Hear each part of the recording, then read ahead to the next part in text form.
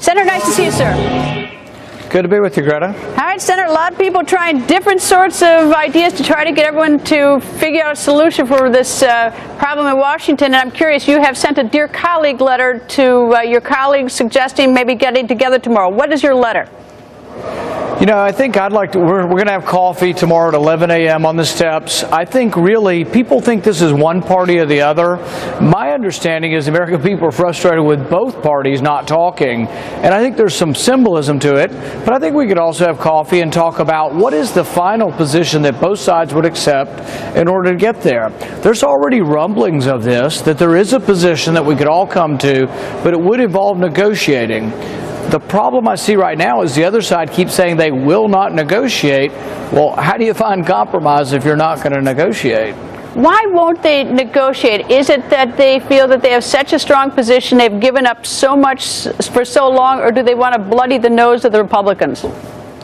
You know, I'm not sure, but I think it's an untenable position because I think ultimately Americans do want us to talk to each other.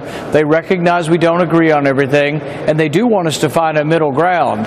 But right now, we started out with us wanting no Obamacare and then wanting 100% of Obamacare. I think really there's going to be somewhere in the middle that we could find that fixes some of the worst parts of Obamacare, and I really think all it takes is a little bit of discussion. Where is that middle ground, do you see? If you could sort of step ahead or step outside the problem, what do you think really is sort of attractive that both parties could and should agree upon now? You know, I think we've already hit one of them where we should have. We talked about a one-year delay to sort out some of the differences. The Democrats didn't accept that. We also talked about a delay just of the individual mandate, and they didn't accept that either. I think there's also discussion of whether or not getting rid of the medical devices tax. You know, 80 senators, including about 20 Democrat senators, voted, maybe even 30 Democrat senators voted to repeal the medical devices tax. I think that would go a long way towards getting rid of a tax we think will really hurt jobs and will really be onerous on innovation in medical technology. One of the proposals that I understand is coming out of the Democratic side of the aisle is that, you know, vote on a clean continuing resolution, and then they are willing to figure out ways to sort of tinker with Obamacare to make it what may be a better bill than it is, a better law than it is now in their view and your view, as well as discussing the tax on medical devices. I mean, it sounds like they're willing to sort of separate that discussion out, but is it that the Republicans don't trust the Democrats, or you have no leverage if you get to that point? Well, see, the problem is we've had, at least a year, maybe 2 years to fix some of these problems, and they don't bring them to Congress. They go around Congress, and the president just does what he wants to do, I think in an extra constitutional or illegal fashion. He just does what he wants to do by executive fiat, and so I'm not sure they will come to Congress. And here's the other problem. We wouldn't be here with this shutdown if Harry Reid had been passing appropriation bills. If he'd have passed all of his appropriation bill this year, you couldn't shut down anything. So people complain about, oh, these terrible people shut down government. Well, if Harry Reid had done his job and passed the appropriation bills, there would be no spending to shut down or to hold hostage. Well, things have gotten pretty rugged today. For instance, you tweeted the president sent more security to World War II Memorial than he sent to Benghazi. Senator Durbin on the other side of the aisle said every parent knows that if you give in to a spoiled child, I guess he was referring, he's making a slap at the Republican Party, if you give everything to a spoiled child today, it will be worse tomorrow. So both sides are, they're taking out the knives.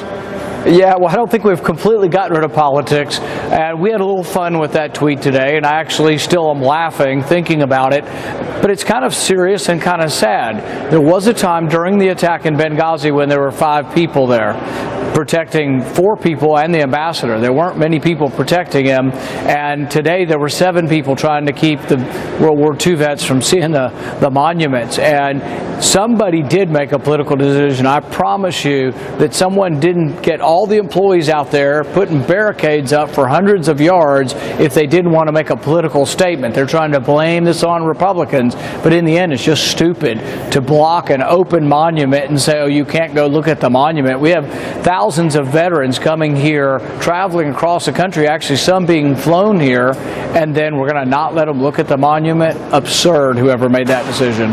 Is the fight over the debt ceiling, which is our next on our horizon, is that going to be more rugged than this battle? You know, I think all of these things should have some kind of reform associated with them. Now, the Democrats say we won't be held hostage and we won't negotiate. Well, the thing is, they won't negotiate when there is no deadline, and even with the deadline, they're not willing to negotiate. But to put this in perspective, this isn't just about paying interest. It isn't just about slowing down a small portion of the government, which is closed down now. It's about a government that spends $1 trillion every year that we have to borrow. It's about a $17 trillion debt. It's about fiscal responsibility. So this is not a small matter. This has been accumulating for some time. Some of us think that the very financial structure and stability of the country depends on doing something about this debt. So we don't do this lightly just because it's for, partisan reasons. I do this because I'm truly worried about the fiscal stability of our country. Is there any sort of sense of friendship across the aisle right now in the Senate between the Republicans and Democrats? Is it really sort of divided? What's sort of behind the scenes? I know people oftentimes think we in the media hate each other on other networks, but we're oftentimes friends, in private. Is it like that in the Senate?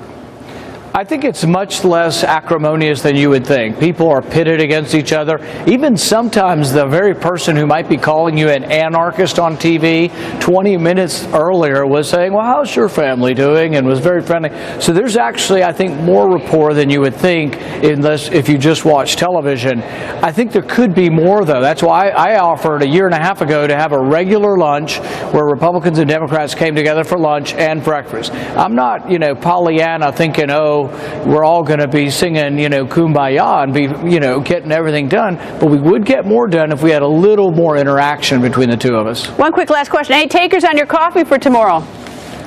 A few. I'm still hoping that it becomes a bipartisan coffee. We have invited every Democrat and every Republican, and really it doesn't have to be any high-powered thing. It's sort of chatting, having some coffee and saying, what would it take for you to reopen government? We want to, but what would it take? What is something we could negotiate? Do you have a maybe from a Democrat? Some, but a few have said that they don't want to appear to be negotiating, and I think that's a problem, because the thing is I want to appear to be negotiating because that is really what the American people want us to do. They want us to talk to each other and find a middle ground, and so I hope people will show up tomorrow. It isn't a high-pressure thing. We're trying to make it a one-on-one, just have some coffee and see if we have any ideas that might work together. Senator, thank you. Nice to see you, sir. Thanks, Greta.